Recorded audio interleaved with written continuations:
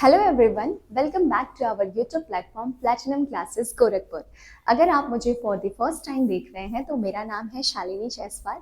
मेरे साथ हम लोग यहाँ पे इकोनॉमिक्स की प्रिपरेशन करते हैं और जैसा कि आप सब जानते हैं लास्ट टाइम हम यूपीपी बैच के लिए पढ़ रहे थे, लेकिन आपको हमारे इस चैनल पे इकोनॉमिक्स की एक प्रॉपर कंप्लीट सीरीज मिल जाएगी इकोनॉमिक्स की, सो दैट आपके जितने भी वनडे एग्जामिनेशंस होते हैं और उसमें इकोनॉमिक्स के जो भी क्वेश्चंस आते हैं या जो भी पोर्शंस होते हैं वो सारे कवर हो जाएंगे। तो आप हमारे इस चैनल को फॉलो कर लीजिए, लाइक कर दीजिए और चैनल को सब्सक्राइब भी कर दीजिए, सो दैट जितनी भी अपडेटेड वीडियोस होंगी वो सब आपको मिलेंगी। आइए स्टार्ट करते हैं इकोनॉमिक्स। इकोनॉमिक्स यानी कि अर्थशास्त्र, ठीक है। पहले हम ये जानते हैं कि इकोनॉमिक्स जो है वो हमारे लिए पढ़ना क्यों ज़रूरी है, ठीक है। अगर हम अपने डेली रूटीन में, इकोनॉमिक्स एक ऐसा पोर्शन होता है जो ये रोल प्ले करता है कि आपके ज़िंदगी में जो भी आपकी जीविका चल रही है वो जाहिर सी बात है पैसों से चलती है। तो उन पैसों की व्यवस्था किस तरह से की जाती है और उन पैसों को किस तरीके से सही ढंग से खर्च किया जाता है, वो हमारा जो सब कुछ होता है वो हम इकोनॉमिक्स में कवर करते हैं, ठीक है। इकोनॉमिक्स जो वर्ड है ये हमारा ओरिजिन हुआ है लैटिन वर्ड से, ठीक है, लैटिन वर्ड से, जो कि ओक्यूस नोमोस था। ओक्यूस nomos which means management of household, management of household। लेकिन आपका ये हाउसहोल्ड तक सिर्फ सीमित नहीं हो जाता है। ये मैनेजमेंट ऑफ हाउसहोल्ड, ये हाउसहोल्ड आपका घर हो सकता है, आपका राज्य हो सकता है, या आपका पूरा प्रदेश हो सकता है, और आपका पूरा नेशन भी हो सकता है। पूरे देश की जितनी भी व्यवस्था की जाती है वो सब किस में हम पढ़ते हैं, इकोनॉमिक्स में पढ़ते हैं। तो इसे आप याद रखेंगे मैनेजमेंट ऑफ हाउस होल्ड से, ठीक है। मेनली इकोनॉमिक्स जो ये वर्ड था लैटिन वर्ड से दिया गया था। और जो फादर ऑफ इकोनॉमिक्स किसे बोलते हैं, फादर ऑफ इकोनॉमिक्स ये बोलते हैं एडम स्मिथ को, ठीक है। ये नाम याद रखिएगा, एडम स्मिथ। इन्होंने एक बहुत मेजर रोल प्ले किया है इकोनॉमिक्स को आगे बढ़ाने के लिए, क्योंकि इकोनॉमिक्स का जो कॉन्सेप्ट था वो पहली बार किसने दिया था, एडम स्मिथ ने दिया था। उन्होंने इंट्रोड्यूस करा था, फिर धीरे धीरे इस कॉन्सेप्ट को और आगे बढ़ाते गए, ठीक है। एडम स्मिथ जो थे उनका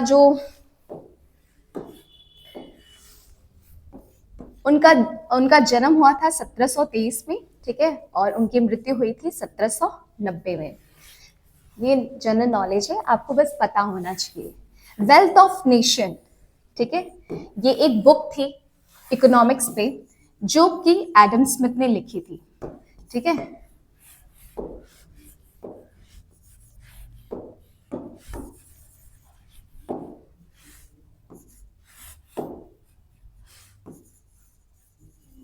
इकोनॉमिक्स, वेल्थ ऑफ नेशन एक किताब थी जो कि एडम स्मिथ द्वारा लिखी गई थी। इन्हें फाउंडर ऑफ मॉडर्न इकोनॉमिक्स पे बोलते हैं, ठीक है। इकोनॉमिक्स के बहुत से ऐसे टर्म्स हैं जिसे इन्होंने फर्स्ट टाइम इंट्रोड्यूस किया था, जैसे लेजी स्फेयर का एक कॉन्सेप्ट होता है वो भी इन्होंने इंट्रोड्यूस करा था। और आगे जब हम पढ़ेंगे टाइप्स ऑफ इकोनॉमिक्स जिसमें माइक्रो और मैक्रो इकोनॉमिक्स आता है, तो मैक्रो इकोनॉमिक्स में जो जीडीपी था, जीडीपी का कॉन्सेप्ट भी पहली बार किसने दिया था, इंट्रोड्यूस करा था एडम स्मिथ ने, ठीक है। ये चीज याद रखिएगा। अब हम समझते हैं कि इकोनॉमिक एक्टिविटी क्या होती है और नॉन इकोनॉमिक एक्टिविटी क्या होती है। इकोनॉमिक एक्टिविटी बेसिकली वो होती है जो मनी से रिलेटेड होती हैं, ठीक है। वो सारी एक्टिविटीज जिसमें पैसों का आदान प्रदान किया जाता है, जिसमें exchange of some amount of money होती है, वो क्या होती है, इकोनॉमिक एक्टिविटी होती है, जिसे हम अपनी जीविका चलाने के लिए उपयोग करते हैं। वो आ जाएंगी हमारी इकोनॉमिक एक्टिविटी, जैसे कि जो चीजें हम प्राइमरी सेक्टर में करते हैं, जो हम अपने सेकेंडरी सेक्टर में करते हैं, और जो हम अपने टर्टियरी सेक्टर में करते हैं। ये सारी एक्टिविटीज जो होती हैं वो किस में आ जाती हैं, इकोनॉमिक एक्टिविटी में आ जाती हैं। नॉन इकोनॉमिक एक्टिविटी क्या होती है, जिसमें पैसों से कुछ लेना देना नहीं होता है, ठीक है, वो बस हम ऐसे ही करते हैं क्योंकि हम एक ह्यूमन बीइंग है, ठीक है, ह्यूमन बीइंग है, वी आर नॉट रोबोट्स। तो हमारे कुछ वैल्यूज होते हैं, हमारे कुछ बिलीव्स होते हैं, हम सोशली लोगों से कनेक्टेड होते हैं, हम रिलीजियस होते हैं, हमारी कुछ ऐसी कल्चरल एक्टिविटी होती है जिसमें पैसों का कहीं कुछ लेना देना नहीं होता है। वो आपके मन की श्रद्धा है कि आप अपने मन से कुछ चीज़ों को कर रहे हैं, आप अपने मन से कुछ डोनेट कर रहे हैं या कुछ चैरिटी कर रहे हैं, तो वो सब में रिलेट नहीं करता है। तो यहाँ पे आपका आ जाएगा social work, some kind of cultural और रिलीजियस। कलर कैसे चेंज हो गया, कोई बात नहीं। तो ये आपका आ जाता है नॉन इकोनॉमिक एक्टिविटी में। आई होप आपको इकोनॉमिक एक्टिविटी और नॉन इकोनॉमिक एक्टिविटी क्लियर हो गई होगी। ठीक है, आगे बढ़ते हैं। Next, central problem of economy. हमारी इकोनॉमी की सेंट्रल प्रॉब्लम क्या है? क्योंकि कभी भी जब आप किसी चीज का मैनेजमेंट करते हैं ना, तो आपको बहुत सारी ऐसी चीजें फेस करनी पड़ती हैं कि आप वहां पे पहले ये जानें कि सॉल्व करने से पहले उनकी एग्जैक्टली प्रॉब्लम क्या है।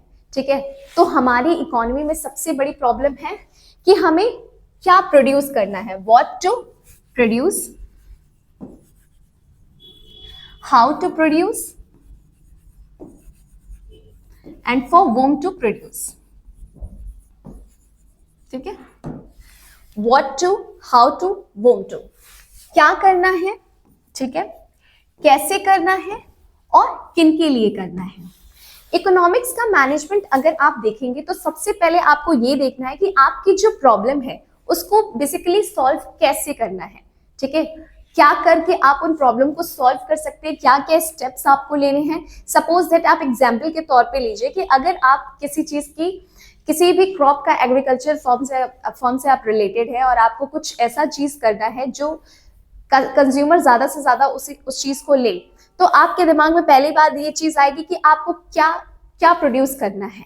ठीक है, क्या प्रोड्यूस करने के बाद फिर आपका अगला ये टारगेट होगा कि आपको वो चीज कैसे प्रोड्यूस करनी है और किन के लिए करनी है।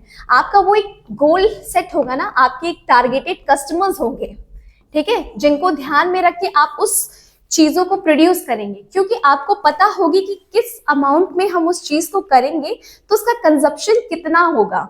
ठीक है, सपोज दैट आपने कोई चीज बना दी और वो लोगों को पसंद ही ना आए, ठीक है, तो पहले से हमें ये एक चीज सेट करना पड़ता है ना कि हमने ये चीज इतनी ज्यादा प्रोड्यूस की है तो उसकी इतने ज्यादा कंजप्शन हो सकते हैं।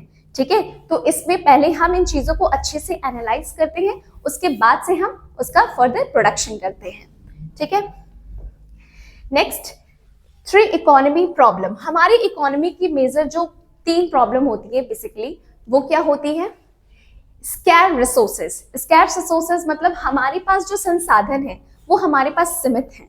ठीक है, और उन सीमित संसाधनों का उपयोग करके हम किस तरीके से एक बेस्ट प्रोडक्ट को तैयार कर सके, ठीक है, वो हम इस चीज में समझेंगे। क्योंकि हमारे पास जो रिसोर्सेज हैं वो लिमिटेड हैं और हमें उन्हें इतने अच्छे से यूज करना है कि हम उसका बेस्ट यूटिलाइजेशन कर सके। ठीक है, best utilisation, best utilisation. Scarce resources का हमें बेस्ट यूटिलाइजेशन करना है और इफिशिएंट वे में करना है, इफिशिएंट और इफेक्टिव वे में करना है कि किस तरीके से हम उसे यूटिलाइज करेंगे ताकि अपनी आने वाली जनरेशन के लिए भी हम उस चीज को बचा के रख सकें। इसके आप बहुत से एग्जाम्पल देख लीजिए कि टाइम टू टाइम उसका जो आपके पास भंडार है वो खत्म ही होते जा रहा है। जैसे कोयले का भंडार हुआ, वो जो हमारे पास है वो धीरे धीरे उसकी इतने ज्यादा यूजेस हो चुके हैं कि अब कोयला खत्म होने को है। बीच में आपने देखा भी था कि इससे रिलेटेड कुछ काफी प्रॉब्लम्स क्रिएट हो गई थी, हमें दूसरी कंट्री से मंगाने की नौबत तक आ गई थी। तो ऐसा नहीं होना चाहिए, आपको वो सारी चीजें एक सीमित मात्रा में उपयोग करनी चाहिए, क्योंकि हमारे आने वाले टाइम में भी तो बहुत सारे लोग हैं, हमारे आने वाली जनरेशन के लिए भी तो उन चीजों को बचा के रखना है। जब हम उसे संचय करके रखेंगे तभी तो वो उनका उपयोग कर सकेंगे। तो हमें अपने स्कैर्स रिसोर्सेज को सही ढंग से इस्तेमाल करना है। दूसरा है अनलिमिटेड ह्यूमन वांट्स। जैसा कि आप सब जानते हैं कि हमारी जो जरूरतें हैं उनका तो कोई दूर दूर तक अंत ही नहीं है। ठीक है, क्योंकि अगर आप खुद पे ही देख लीजिए, अगर आपकी कोई छोटी सी विश होती है ना, जब वो पूरी होती है तो उससे बड़ी एक दूसरी विश हो जाती है। तो ह्यूमन का नेचर ऐसा है कि उसके बॉन्ड्स कभी खत्म होने ही नहीं है, वो अनलिमिटेड बॉन्ड्स होते हैं, वो और ज्यादा, मतलब जितनी चीजें आपको मिलती जाएगी, इंसान का नेचर वैसा है कि उसको हमेशा उससे और ज्यादा ही चाहिए होता है। ठीक है, तो यहाँ अनलिमिटेड ह्यूमन बॉन्ड्स है, आप अपने उस बॉन्ड्स को फुलफिल करिए, लेकिन आपके जो रिसोर्सेज हैं उनको आप सही ढंग से उपयोग करके। तीसरा है अल्टरनेट यूजेस। ठीक है, जितने हमारे रिसोर्सेज हैं उनके अल्टरनेट यूजेस भी हैं, आप इस चीज से वो काम भी कर रहे हैं, वो काम भी कर ले रहे हैं, तो उसके इतने सारे यूजेस हैं कि जाहिर सी बात है कि एक टाइम के बाद, एक सर्टेन टाइम पीरियड के बाद वो चीजें खत्म हो जाएंगी, लेकिन हमें उसका एक अल्टरनेट भी ढूंढना है कि चलो इसकी जगह हम उससे काम चला लेंगे। ठीक है, तो इस तरीके से प्रॉपर हम अपने रिसोर्सेस का मैनेजमेंट करते हैं। ठीक है, आगे देखते हैं types of economics. Economics basically दो तरह के होते हैं, पहला है माइक्रो इकोनॉमिक्स, माइक्रो इकोनॉमिक्स, और दूसरा है मैक्रो, मैक्रो इकोनॉमिक्स। नेम से ही आप समझ जाएंगे कि ये किसकी बात कर रही है। माइक्रो मीन्स सूक्ष्म, छोटा, और मैक्रो मीन्स काफी बड़ा। माइक्रो इकोनॉमिक्स में जो होता है वो आप किसी एक पर्टिकुलर इंडिविजुअल किसी सेक्टर की बात कर सकते हैं, आप एक इंडिविजुअल एक वर्ग की बात कर सकते हैं। ठीक है, जैसे अगर कोई वो वहाँ पे एग्रीकल्चर का काम देख रहा है या उससे रिलेटेड है, या एक पर्टिकुलर, आप जैसे एक एग्जाम्पल के तौर पे देखिए कि अगर एक गांव है, उस गांव में एक किसान है, वो खेती करता है, या 4-5 किसान मिलके एक साथ मिलके खेती करते हैं। ठीक है, तो वहां पे वो इंडिविजुअल भी आ जाएगा, इंडिविजुअल, और वहां पे वो ग्रुप भी आ जाएगा। लेकिन सपोज करिए कि उस पूरे गांव के लोग मिलके और जो अनाज की पैदावार कर रहे हैं उसको वो ले जाके सेल कर रहे हैं। ठीक है, गवर्नमेंट को सेल कर रहे हैं, तो वो चीजें फिर कहाँ आ जाएंगी, मैक्रो में आ जाएंगी, क्योंकि जब चीजें छोटे स्तर पे होती हैं तो वो आपकी माइक्रो में आती हैं, और जब वो बड़े स्तर पे हो जाती हैं तो वो मैक्रो में आ जाती हैं। जैसे माइक्रो इकोनॉमिक्स में आपकी जो स्मॉल स्केल बिजनेस होते हैं, ठीक है, जो आपके होते हैं वो माइक्रो में आ जाएंगे। मैक्रो इकोनॉमिक्स में आता है आपका नेशनल इनकम।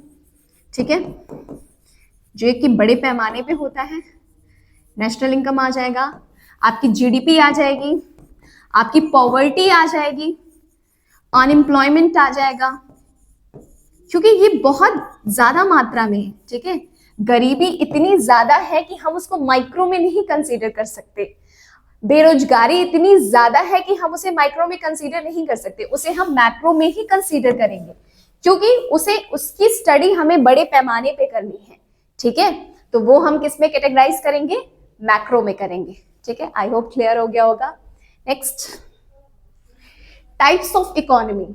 इकोनॉमी के टाइप्स कितने होते हैं, इससे पहले हमने क्या पढ़ा था, टाइप्स ऑफ इकोनॉमिक्स। इकोनॉमिक्स वो जो हमारा सब्जेक्ट है, और ये जो हमारी इकोनॉमी में से रिलेटेड है वो 3 है। पहला है कैपिटलिस्ट इकोनॉमी, दूसरा है सोशलिस्ट इकोनॉमी, और तीसरा है मिक्स्ड इकोनॉमी। कैपिटलिस्ट इकोनॉमी जो होती है वो पूरी तरह जो होती है वो प्राइवेट होती है। ठीक है, प्राइवेट होती है, इसमें जो बड़े बड़े पूंजीपति होते हैं वो मिलके चलाते हैं वहां की इकोनॉमी को।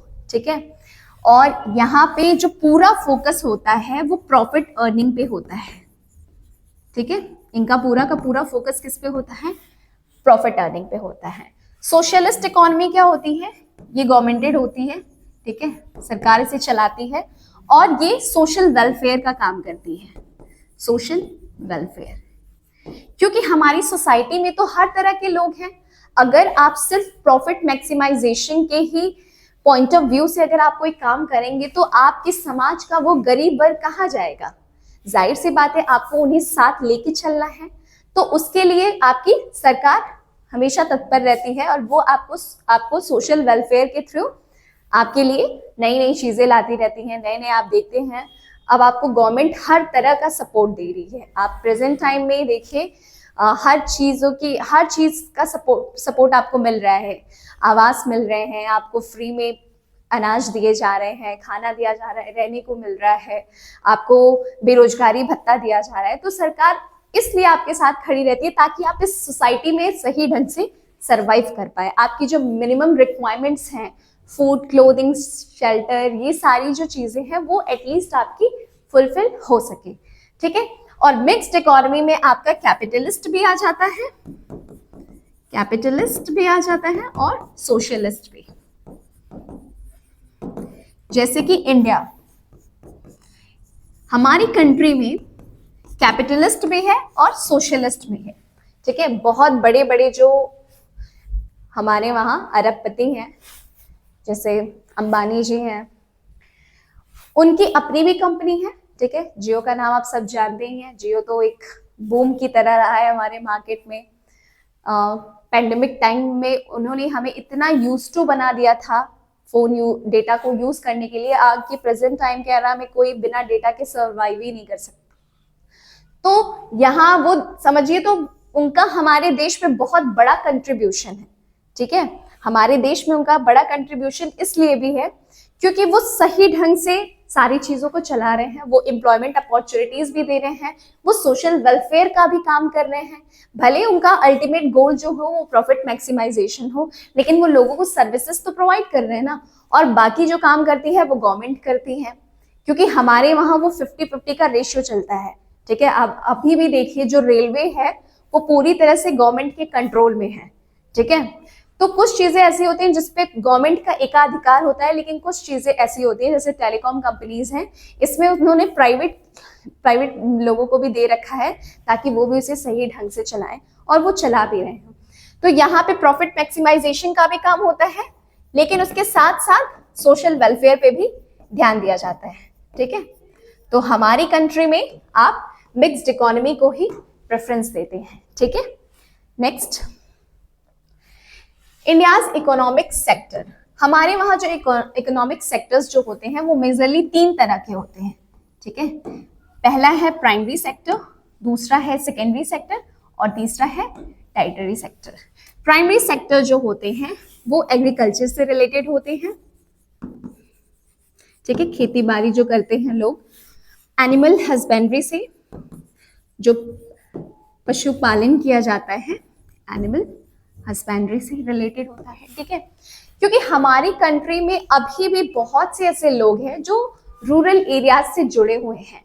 तो गांव में लोगों का जो मेजर इनकम का स्रोत होता है, इनकम का सोर्स होता है, वो होता है एग्रीकल्चर से। या तो वो खेती करते हैं और अनाजों को फिर अपने बेचते हैं या फिर उसे अलग अलग जगह पहुंचाते हैं। और दूसरा एनिमल हस्बेंड्री, हमारे देश में पशुपालन भी एक बहुत बड़े पैमाने पे किया जाता है। ये सब आपका किस में आता है? प्राइमरी सेक्टर में आता है। दूसरा आता है आपका सेकेंडरी सेक्टर, जिसमें हम मैन्युफैक्चरिंग को कंसीडर करते हैं। मैन्युफैक्चरिंग में कोई भी प्रोडक्ट अगर आपको मैन्युफैक्चर करना है, जैसे सपोज दैट आपको चीनी बनानी है, ठीक है, तो आपको गन्ना तो चाहिए होगा ना, उसके लिए शुगर केन। तो वो सेकेंडरी सेक्टर जो होता है वो प्राइमरी सेक्टर पे डिपेंडेंट होता है, क्योंकि जब तक किसान शुगर केन की खेती नहीं करेगा, गन्ने की खेती नहीं करेगा, उसे मैन्युफैक्चरिंग करने के लिए कहाँ से मिलेगा गन्ना?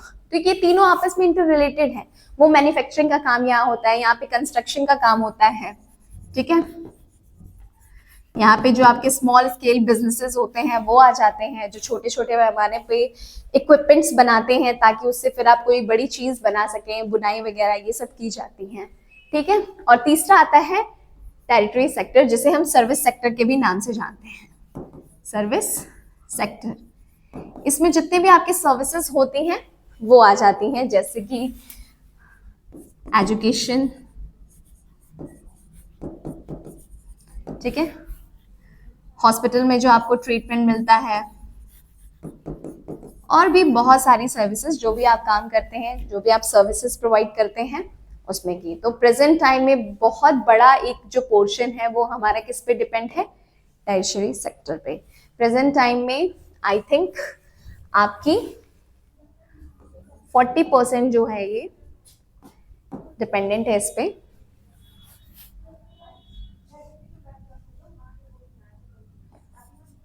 25% है इस पे और बाकी के 25% है प्रेजेंट टाइम में भी 35%। ठीक है,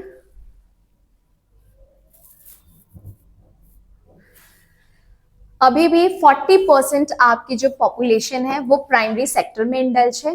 ठीक है, 25% जो है आपकी वो अभी भी सेकेंडरी सेक्टर में इंडल्ज है, और 35% आपकी जो है वो टर्शरी सेक्टर में इंडल्ज है।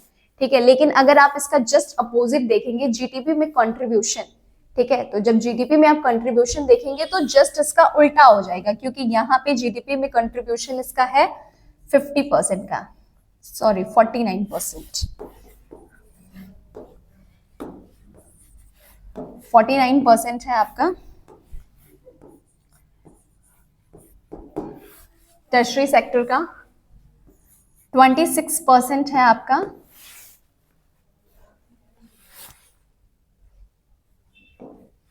सेकेंडरी सेक्टर का, और बाकी का 26% है प्राइमरी सेक्टर का।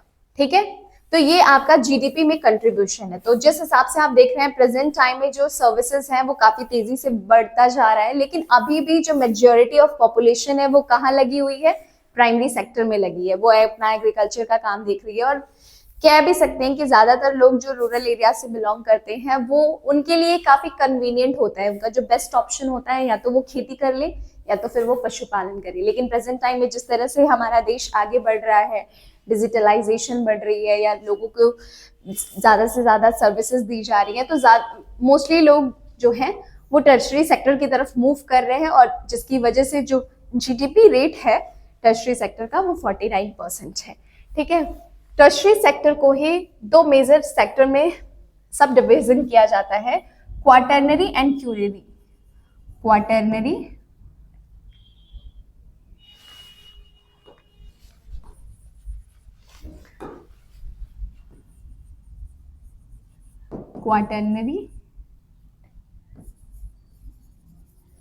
क्यूरियरी, ठीक है, जिसे हम लो लेवल और हाई लेवल से भी देख सकते हैं। ठीक है, जैसे अगर आप कोई रिसर्च का काम कर रहे हैं, ठीक है, रिसर्च कर रहे हैं किसी चीज पे, तो वो आपका क्वाटरनरी में आ जाएगा। क्यूरियरी में जो आपके बिजनेस एग्जीक्यूटिव्स होते हैं, बिजनेस एग्जीक्यूटिव्स, वो आपका क्यूरियरी में आ जाते हैं। और जो आपके सीईओ होते हैं कंपनी के या एमडी होते हैं, वो सब कितने आ जाएंगे, जितने भी प्रोफेशनल लोग होते हैं, हाई लेवल के लोग होते हैं, वो सब किस में आ जाएंगे, क्यूरियरी। और क्वाटरनरी में जो आपके एजुकेशन से भी रिलेटेड चीजें, लो लेवल इसका मतलब ये मत समझिएगा कि ये काफी इंफीरियर होता है, लेकिन इन कंपैरिजन जो सीईओ और एमडी ये उससे नीचे ही है। तो लो लेवल जस्ट आपको याद रखने के लिए ये मेजर डिविजन है आपका क्वाटरनरी और क्यूरियरी। तो this is all about India's economic sector, primary, secondary, tertiary. ये जो 49% है इसमें ये दोनों चीज भी इंडल्ज है। ठीक है, तो that's all for the day. आज के लिए इतना ही। आई होप आपको अच्छे से क्लियर हो गया हो। अगर आपको किसी भी टॉपिक में कोई भी प्रॉब्लम हो तो आप कमेंट सेक्शन में उसे पिन कर दीजिएगा। Thank you so much, have a nice day.